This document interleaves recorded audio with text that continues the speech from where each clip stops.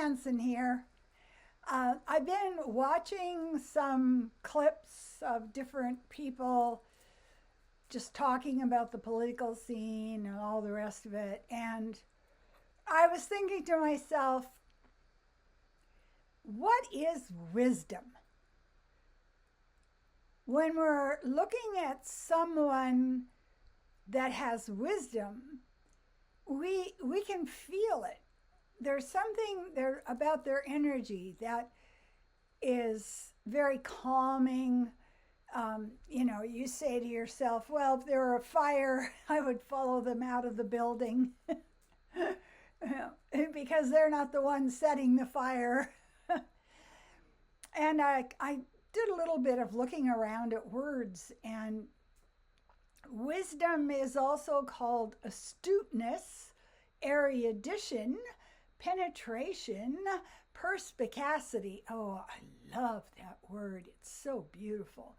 Shrewdness and stability. How does a person get wise? That's a very interesting question. We don't really have that as a goal in the 3D culture. Like, you ask a child, what do you want to be when you grow up? And they go like, I want to be wise.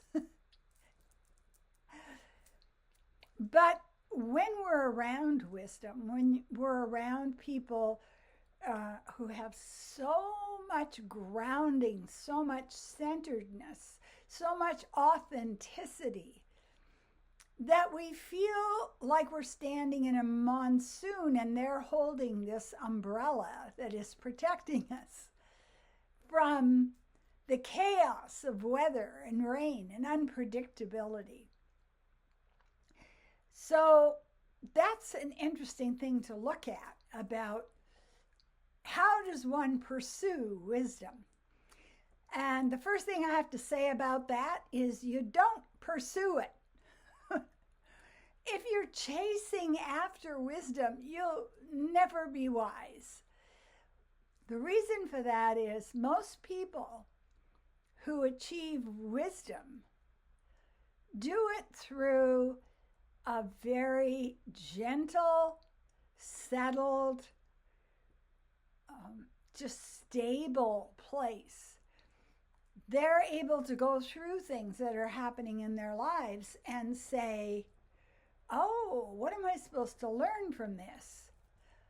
What is this teaching me? So the goal, if you have a goal, is to not have a goal. There you go. How do you like that? What we see from the really anchored, calm teachers is the commitment to contemplation, to self-assessment, to paying attention to the inner dialogue, to asking questions and not asking them so you can be right. You're not asking them so you can be special. You're not asking them so that you can buy the most Bitcoin or find out where the next reptile dead fashion thing can be sourced out.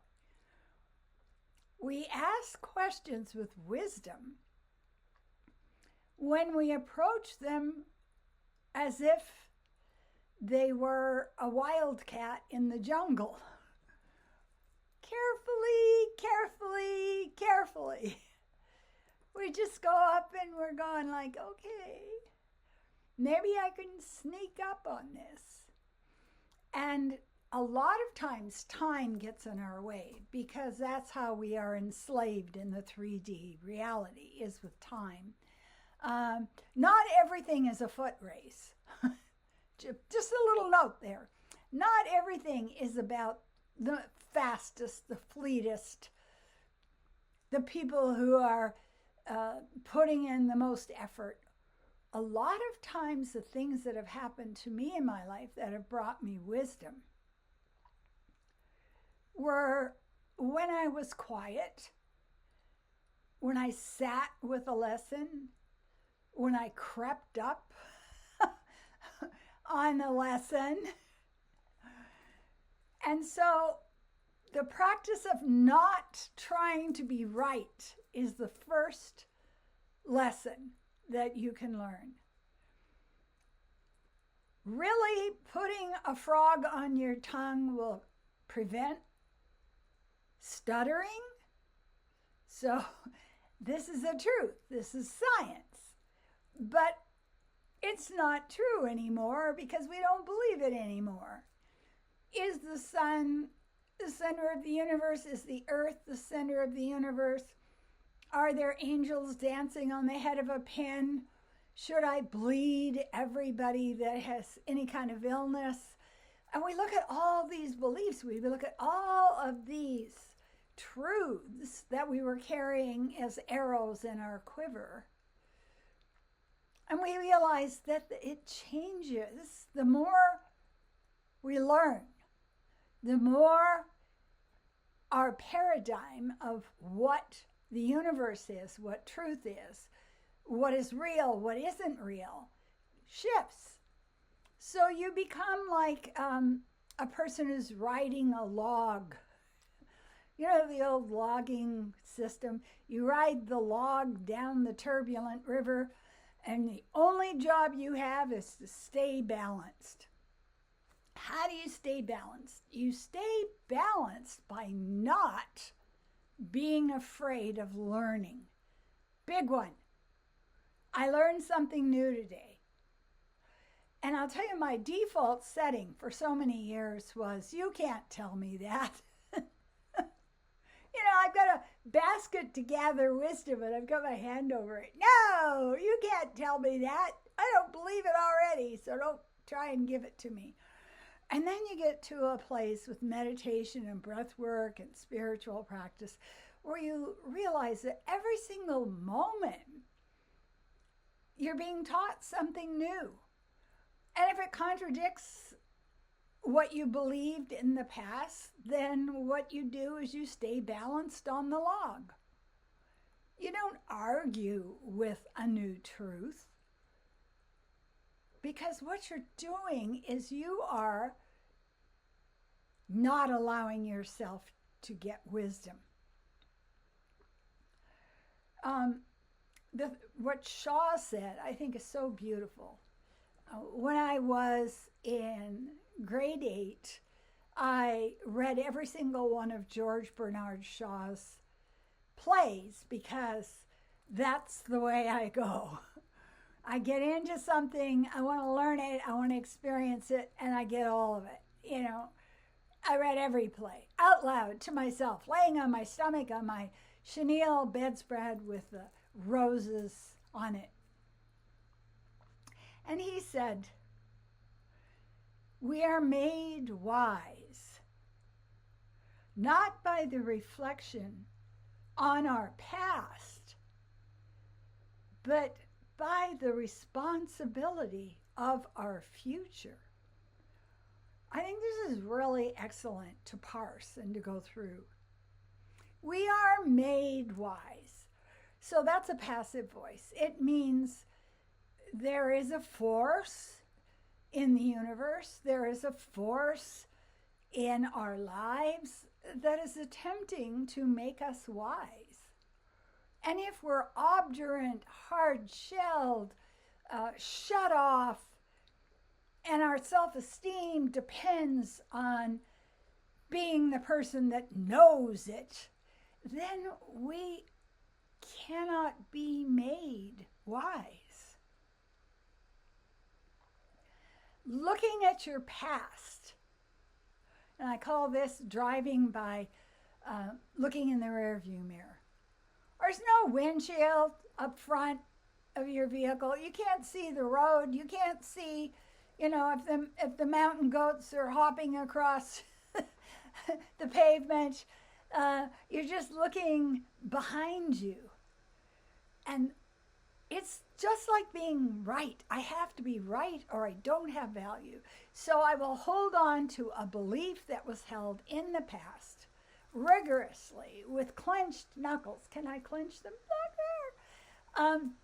And we put ourselves in a place where the universe cannot make us wise because we're too bloody stubborn.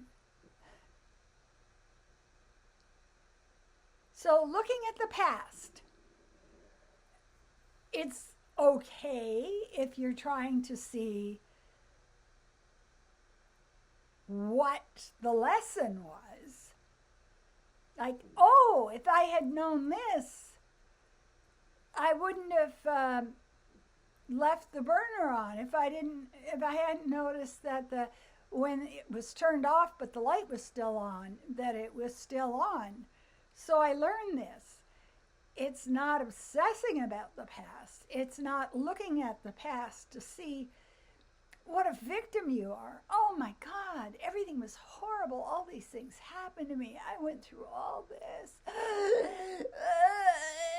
And that does not allow us to be soft and secure and grounded and open. Because being open is the greatest sense of courage you can have in your life. What if I've been wrong? What if my choices were informed by something that's not true? What if there's such a thing as more than 3D reality? Oh my God. So looking in the mirror, reflecting on your past is only good if you're going there in order to learn how you can adjust your own behavior. What were you supposed to learn? Are you ready to learn it? And now let's move on. We become wise by the responsibility of our future. Now here, I love that. We are responsible for our future. And I mean that personally. I am responsible for my future. If I run out into traffic, I've made a bad decision.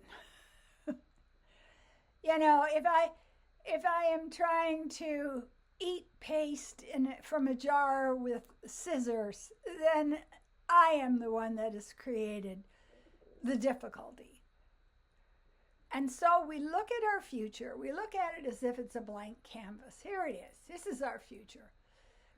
Every single bit of a sketch we make, every thought we have,